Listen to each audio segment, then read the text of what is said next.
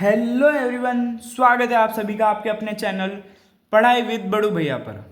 दोस्तों, क्या आपको पता है कि इंडिया, यूएसए और ब्रिटेन जैसी कंट्रीज में ऐसा क्या खास है जो इसे नॉर्थ कोरिया और म्यांमार जैसी कंट्रीज से अलग बनाती है? तो दोस्तों, जवाब है डेमोक्रेसी यानी लोकतंत्र। तो क्या सिर्फ चुनाव करवा लेने से और इलेक्शन कंडक्ट कराने से ही हम किसी कंट्री को डेमोक्रेटिक कंट्री डिक्लेयर कर देते हैं, या फिर इसके पीछे और भी कई सारे रीजंस हैं? तो आइए आज की इस वीडियो में हम class 9 civics chapter number 1 what is democracy and Y democracy को हम बहुत ही ज़्यादा सिंपल लैंग्वेज में पढ़ने वाले हैं। और इस वीडियो में हम व्हाट इज़ डेमोक्रेसी यानी डेमोक्रेसी की असली डेफिनेशन को समझेंगे और इसके फीचर्स को पढ़ेंगे, और साथ ही हम इसके जो की फीचर्स है डेमोक्रेसी के, उसके फर्स्ट फीचर को एक अमेजिंग कंट्री के एग्जाम्पल के साथ समझेंगे, ताकि आपको ये बहुत अच्छे से याद हो जाए और क्रिस्टल क्लियर हो जाए और इससे रिलेटेड आपके मार्क्स कभी भी एग्जाम में ना कटें। तो आइए शुरू करते हैं। अभी मजा आएगा ना भिड़ो। डेमोक्रेसी क्या है? Democracy is a form of government in which the rulers are elected by the people. Democracy एक ऐसी फॉर्म है गवर्नमेंट की जिसमें रूलर्स जो हैं वो पीपल के द्वारा इलेक्ट किए जाते हैं। बट अब ये जो डेफिनेशन है ये स्टार्ट करने के लिए तो सही है, बट ये एक अधूरी डेफिनेशन है। तो हम इसमें समझते हैं कि इस डेफिनेशन में कमी क्या है। Democracy is a form of government. Democracy एक फॉर्म है गवर्नमेंट की। तो फॉर्म तो मोनार्की भी होती है और गवर्नमेंट तो मोनार्की भी होती है, डिक्टेटरशिप भी एक गवर्नमेंट होती है। तो क्या वो डेमोक्रेसी नहीं है? वो तो बिल्कुल डेमोक्रेसी नहीं, क्योंकि उसको तो हम समझ सकते हैं कि डिक्टेटरशिप में एक ही जो पर्सन होगा उसका राज चलता है, मोनार्की में हायरार्की वाले रूल्स चलते हैं कि राजा का बेटा ही राजा बनता है और वैसे ही चलता जाता है। बट डेमोक्रेसी क्या है? डेमोक्रेसी एक फॉर्म ऑफ गवर्नमेंट है इन विच रूलर्स, जो रूलर होते हैं, जो शासक होते हैं, are elected by the people, वो जनता द्वारा चुने जाते हैं। बट कैसे चुने जाते हैं? वो रूलर्स कौन होते हैं?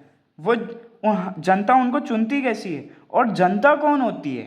सिर्फ उस देश की होती है, उस जगह की होती है, या फिर पूरी दुनिया की होती है, या फिर जो रूलर है उस वो अपने ही खास लोगों से इलेक्शन करवा लेता है? तो इन सभी डाउट्स को हम आज के इस वीडियो में समझेंगे।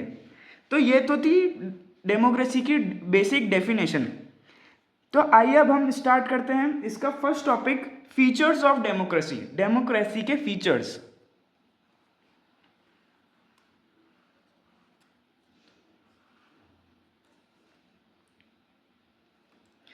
तो हमारी डेमोक्रेसी का फर्स्ट फीचर है major decisions by elected leaders. तो फीचर्स होते हैं डेमोक्रेसी के, यानी कुछ की फीचर्स, यानी अगर किसी कंट्री में ये चीज़ें हैं तभी हम उस कंट्री को डेमोक्रेटिक कंट्री बोलेंगे या वहाँ पे डेमोक्रेसी होती है, ये बोल सकते हैं। तो ये जो पॉइंट है इसका की feature, major decisions by elected leaders, इस की फीचर को हम पाकिस्तान के कंट्री के एग्जाम्पल से हम समझेंगे। सेकंड है free and fair electoral competition, यानी कि जब भी इलेक्शन होते हैं तो फ्री और फेयर होने चाहिए, उसमें कोई भी डर्टी ट्रिक्स यूज़ नहीं होनी चाहिए। इस की फीचर को हम समझेंगे चाइना और मेक्सिको कंट्री के एग्जाम्पल से। मेरा एक क्वेश्चन है जिसको आपको कमेंट में बताना है कि मेक्सिको कौन सी कॉन्टिनेंट में लाया करती है। मेक्सिको जो कंट्री है वो कौन से कॉन्टिनेंट में लाया करता है, आपको इसका आंसर कमेंट बॉक्स में देना है, ठीक है। अब हम बढ़ते हैं हमारे नेक्स्ट की फीचर के ऊपर, 1 पर्सन 1 वोट एंड 1 वैल्यू। ये जो की फीचर है डेमोक्रेसी का, इसको हम 3 कंट्रीज है, सऊदी अरेबिया, इस्टोनिया और फिजी, इन 3 कंट्रीज के एग्जाम्पल से हम थर्ड की फीचर ऑफ डेमोक्रेसी को समझेंगे। अब है लास्ट की feature of democracy, rule of law and respect for right. Rule of law और रेस्पेक्ट फॉर राइट, ये जो की फीचर है डेमोक्रेसी का, इसको हम जिम्बाब्वे जो कंट्री है उसके एग्जाम्पल से समझेंगे। तो चलिए हम इसका फर्स्ट की फीचर जो है major decisions by elected leaders, जिसमें हम पाकिस्तान यानी हमारे बेस्ट फ्रेंड, हमारे नेबर कंट्री का एग्जाम्पल लेंगे, उसको हम समझेंगे, ठीक है। तो चलिए शुरू करते हैं। First point, In 1999, a military general Pervez Musharraf took over the government. यानी कि जो ईयर था 1999, उसमें एक मिलिट्री जनरल थे पाकिस्तान में जिनका नाम था परवेज मुशर्रफ। इस नाम को आप याद रखिएगा, कई बार एग्जाम में वन वर्ड क्वेश्चंस और एमसीक्यू क्वेश्चंस में पूछ लिया जाता है कि क्या नाम था उस मिलिट्री जनरल का पाकिस्तान में जिसने मिलिट्री कूप किया था ईयर 1999 में। तो कई बार बच्चे जवाब आंसर भूल जाते हैं, नाम भूल जाते हैं, तो आप इस नाम को याद रखिएगा, परवेज मुशर्रफ, जनरल परवेज मुशर्रफ। ठीक है, तो in 1999 a military general Pervez Musharraf took over the government. यानी कि ईयर 1999 में वहाँ के जो मिलिट्री जनरल थे परवेज मुशर्रफ, उन्होंने मिलिट्री कूप किया और उन्होंने जो गवर्नमेंट थी उसको डिसॉल्व कर दिया, उसको लीडर्स को हटा दिया और खुद लीडर बन गए। तो अब ईयर 1999 में आप याद रखना, ये हुआ था अक्टूबर के टाइम पे। ठीक है, अक्टूबर के टाइम पे अब मिलिट्री जनरल परवेज मुशर्रफ ने गवर्नमेंट को हटा दिया, गवर्नमेंट डिसॉल्व कर दी और मिलिट्री कूप किया। यानी कि मिलिट्री के दम पर, फोर्स के दम पर, अब वो थे जनरल थे, यानी कि वो मिलिट्री में हेड थे, तो अब उनके नीचे जितने भी ऑफिसर्स थे वो उनका कहना मानेंगे। तो उन्होंने ऑर्डर दिया कि हम मिलिट्री कूप करेंगे। तो इस वजह से सारे सोल्जर्स उनके हाँ में हाँ करी और उन्होंने मिलिट्री कूप किया, जिसकी वजह से बाद में वो खुद पाकिस्तान के लीडर बन गए। फिर in year 2002 he changed his designation to president.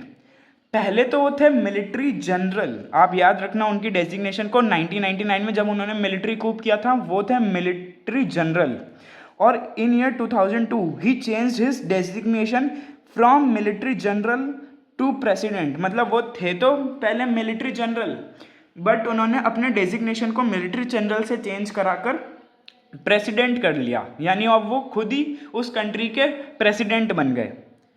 But वो इलेक्टेड प्रेसिडेंट नहीं थे, क्योंकि इलेक्टेड प्रेसिडेंट में तो इलेक्शन होता है, बट उन्होंने तो यहाँ पे गवर्नमेंट गिराई और गवर्नमेंट ओवरथ्रोन किया सीट को और फिर प्रेसिडेंट बने, तो ये इलेक्टेड नहीं थे। In 2002, he changed his designation to president, also held a referendum that granted him 5 years of extension. पहले तो उन्होंने अपनी डेजिग्नेशन को मिलिट्री जनरल से चेंज कर प्रेसिडेंट की उसमें कर लिया और फिर उन्होंने एक रेफरेंडम कराया। रेफरेंडम यानी आप बोल सकते हो एक सिंपल लैंग्वेज में पोल जो कंडक्ट कराते अपन, जैसे आपकी कुछ रिलेटिव्स हो गए, फैमिली मेम्बर्स, और इन सब में ही आप रेफरेंडम करा देते हो, एक कुछ भी पोल ले लेते हो, तो उसको हम रेफरेंडम कहते हैं। तो उन्होंने ऐसी पूरी कंट्री में एक रेफरेंडम कराया जिसमें उन्होंने पूछा कि क्या मैं, मतलब उनका कराए तो इलेक्शंस थे बट लोग उसको रेफरेंडम कहते हैं, जो भी फ्री एंड फेयर नहीं थे उसमें। मतलब उन्होंने क्या किया, खुद ही मतलब अपने लोगों से वोटिंग कराई और पूछ लिया कि क्या मैं प्रेसिडेंट बन जाऊं, तो ऑफकोर्स उनके लोग हैं तो हाँ ही करेंगे कि हाँ प्रेसिडेंट बन जाओ, हाँ आप सही कर रहे हो।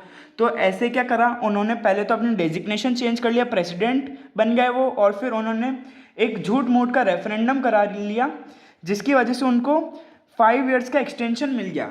अपन जानते हैं गवर्नमेंट में, इंडिया में हर 5 ईयर्स में इलेक्शंस होते हैं, तो वैसे ही पाकिस्तान में भी हर 5 ईयर्स में इलेक्शंस होते हैं। तो उन्होंने अपने टेन्योर को 5 ईयर और एक्सटेंड कर दिया। ठीक है, तो उन्होंने मतलब अपने खुद को अपना, पहले तो अपना डेजिग्नेशन मिलिट्री जनरल से बदलकर प्रेसिडेंट कर लिया और फिर एक झूठ मूठ का रेफरेंडम यानी इलेक्शन करवा लिया, और फिर उसमें उसकी वजह से उनको 5 ईयर्स का एक्सटेंशन मिल गया। ठीक है, फिर उन्होंने इन ईयर 2002 जब उनके हाथ में पावर आई, पावर तो 1999 में आ गई थी जब उन्होंने गवर्नमेंट को ओवरथ्रोन किया था मिलिट्री ग्रुप की हेल्प से, बट अब बोल सकते कि इस टाइम पे वो अपनी पावर के पीक पर थे। He issued a legal framework, उन्होंने एक लीगल फ्रेमवर्क वाला एक नोटिस इशू किया, according to which he amendment the constitution. Legal framework, ये जो नोटिस इशू किया इन्होंने, इसके हिसाब से उन्होंने कॉन्स्टिट्यूशन जो था पाकिस्तान का उसमें एक अमेंडमेंट करा, एक बदलाव करा, और वो बदलाव क्या करा, it gave the president the right to dismiss the national and provincial assemblies.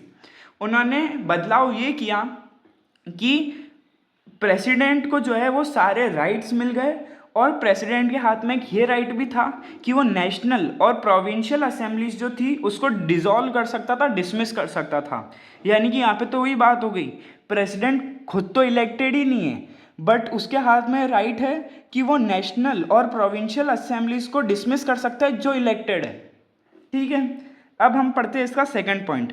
The work of civilian cabinet was supervised by a national security council which was dominated by military. अब उन्होंने क्या करा, सिविलियन कैबिनेट जो थी, मतलब जहाँ पे मतलब हेड तो वही थे, जनरल परवेज मुशर्रफ प्रेसिडेंट थे और सारी पावर भी उनके हाथ में ही थी, बट तब भी उन्होंने जो अलग अलग स्टेट्स में गवर्नमेंट होती है उसमें जो सिविलियन कैबिनेट थी उसके ऊपर कि वो जो डिसीजंस ले रही है वो जनरल परवेज मुशर्रफ के अकॉर्डिंग है कि नहीं है और उनको हेल्प कर रहे हैं कि नहीं कर रहे हैं, इस चीज़ को इंश्योर करने के लिए उन्होंने एक काउंसिल बनाई। उस काउंसिल का नाम था नेशनल सिक्योरिटी काउंसिल, जो सिविलियन कैबिनेट को सुपरवाइज करती है, उसको देखती है कि ये जो काम कर रहे हैं, जो डिसीजंस ले रहे हैं, वो जनरल परवेज मुशर्रफ के अकॉर्डिंग है कि नहीं है। ठीक है, और जो नेशनल सिक्योरिटी काउंसिल थी ये डोमिनेटेड थी बाय मिलिट्री, यानी इसके जो भी मेंबर्स थे वो सारे मिलिट्री पर्सन्स थे। मिलिट्री पर्सन्स क्यों थे, क्योंकि अपन ने इस फीचर के फर्स्ट पॉइंट में पढ़ा था, general Pervez Musharraf was belong to military of Pakistan, वो मिलिट्री से थे। फिर उन्होंने बाद में प्रेसिडेंट बन गए, तो अब वो जो मेंबर्स बनाएंगे वो अपने मिलने वाले लोगों को ही बनाएंगे ना, वो मिलिट्री से बिलोंग करते थे, तो उन्होंने मिलिट्री के पर्सन जो थे उनको ही इस नेशनल सिक्योरिटी काउंसिल के उनको मेंबर बनाया। ठीक है, after the law was passed elections were held in the assembly. पहले तो जो होते थे असेंबली, मतलब पोलिंग बूथ पे जाके हर इंसान वोट देता था और ऐसे वोट कंडक्ट होते थे, बट जब ये लॉ पास हुआ उसके बाद क्या हुआ, कुछ जो ये मिलिट्री पर्सन्स थे नेशनल सिक्योरिटी काउंसिल के, ये लोग ही असेंबली में इलेक्शन करेंगे और ये जिस पर्सन को as a political leader of that state या उस प्रोविंस के स्टेट के एज अ पॉलिटिकल लीडर चुनेंगे, वही वहाँ का पॉलिटिकल लीडर होता था। अब आते हैं हम हमारे नेक्स्ट पॉइंट पर। Therefore there were elected representative that had some power. तो इस हिसाब से हमको ये तो पता चला कि वहाँ पे जो प्रोविंशियल गवर्नमेंट होती थी और नेशनल गवर्नमेंट होती थी, वहाँ पे जो लीडर्स थे उनके पास कुछ पावर तो थी, but the final power was under the military and general Musharraf. मतलब जो कुछ पावर्स और कुछ डिसीजंस जो थे वो जो इलेक्टेड रिप्रेजेंटेटिव्स थे वहाँ की नेशनल और प्रोविंशियल असेंबलीज के, वो लेते थे, बट जो उस डिसीजन को फाइनल व्यू करने का और फाइनल राइट चेक देने का जो पावर था वो मिलिट्री के पास और जनरल परवेज मुशर्रफ के पास ही होता था। तो इसी के साथ ये था हमारा की फीचर्स ऑफ डेमोक्रेसी का फर्स्ट की फीचर, जिसके अंदर हमने पाकिस्तान की कहानी पढ़ी और हमने इसके अंदर समझा कि मेजर डिसीजंस व इलेक्टेड लीडर्स ही होना चाहिए डेमोक्रेसी में, तो हमने इसको समझा। तो दोस्तों, अगर आपको एक कॉन्सेप्ट समझ आ गया है और बड़ू भैया के पढ़ाने का स्टाइल अच्छा लग रहा है तो इस वीडियो को लाइक जरूर कर देना और आपके सारे क्लासमेट्स के साथ शेयर करना।